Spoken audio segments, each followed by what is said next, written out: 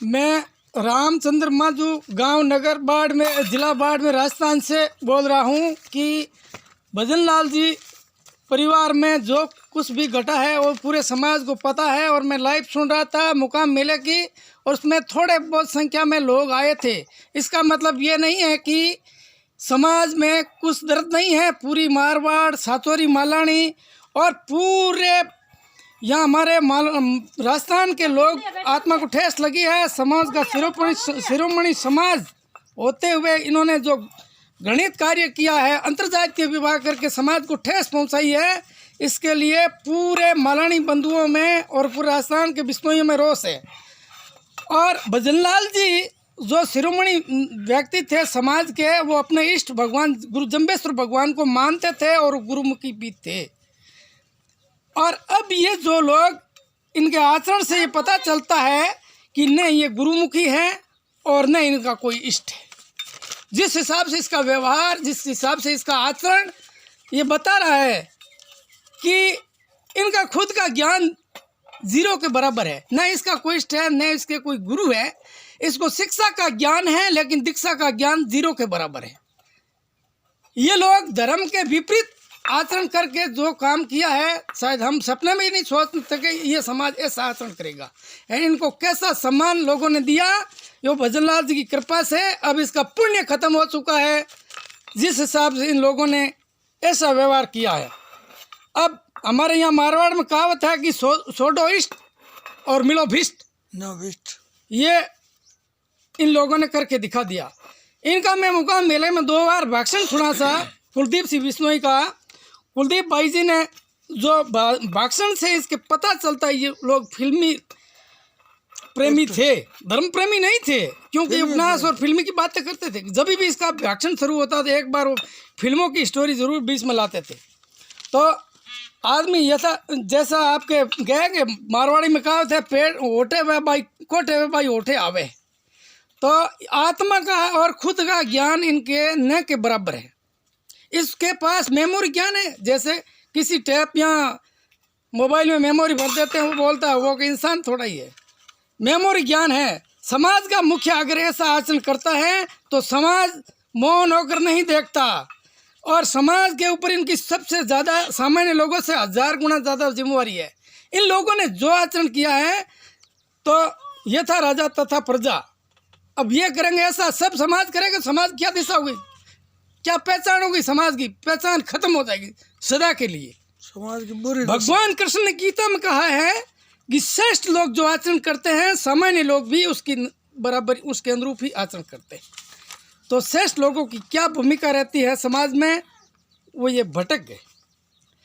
अब गीता में भगवान कहते हैं कि गीता इन्होंने पढ़ी नहीं, जम संहिता पढ़ी नहीं, विवेकानंद साहित्य कभी पढ़ा नहीं। विवेकानंद खुद ने कहा जाति धर्म को नष्ट नहीं कर सकता।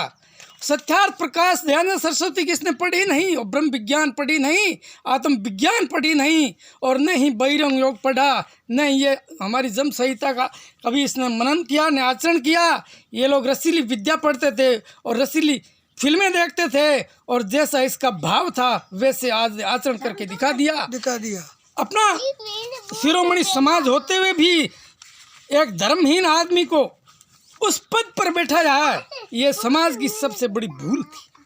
आज इस भूल का खामियाजा पूरा समाज भुगत रहा है और समाज को ये दिन देखने पड़ते हैं। हमारे मालानी में कहावत है कि जैसा राजा होगी वैसी प्रजा होगी। हाँ, तो हमारे यहाँ एक आदमी ने ऐसा काम किया था अंतर्जातीय विवाह कई सालों पहले, नरेंद्र पूनिया ने, और अंतर्जातीय विवाह करके एक साधु को कहने का मतलब है भ्रमजाल में डाल के झूठी बात करके वहाँ जागरण धरा के पार ले लिया, और कह रहा मैं विष्णु बन गया, वो भी विष्णु बन गई।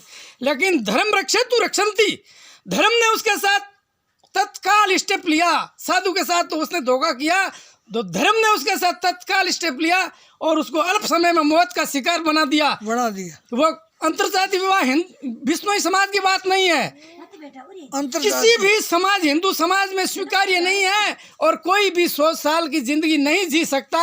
एक भी उदाहरण दे के बता दो कि शांति से रह रहा है, तंदूर कांड दिल्ली का सुना होगा आपने, लव मैरिज किया था, बड़े बड़े नेता थे, और हजारों उदाहरण है जो उसका क्या दिशा हुई औरतों की और उस आदमियों की जिसने अंतरजातीय विवाह किया, शांति का जीवन यापन किया। समाज में ही शादी हाँ। करनी चाहिए, अपने अपने समाज। तो ये लोग अंतरजातीय विवाह करके उस नरेंद्र पूनिया ने साधु को गुमराह किया।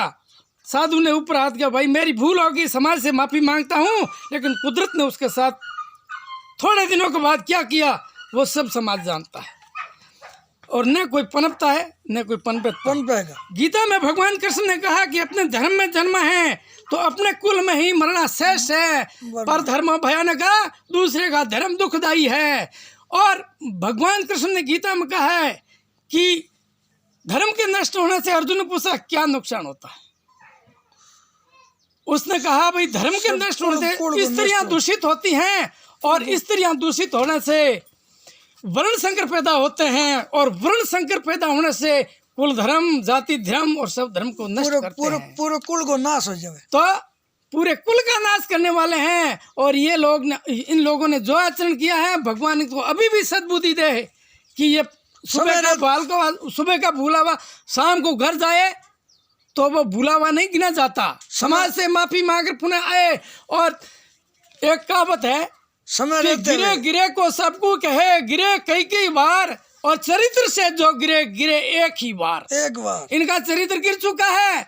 ये उस टाइम जो ये चांद मोहम्मद बने थे, उस टाइम समाज इसका विरोध करता, तो आज ये भूल नहीं होती। ये दिन देखने ये समाज को गिराने के लिए आतुर है। इन लोगों ने बेईमानी के पैसे खाए समाज के, और इनका बेईमानी का धन ही बुद्धि का नाश करने वाला है। विनाश काले विपरीत बुद्धि।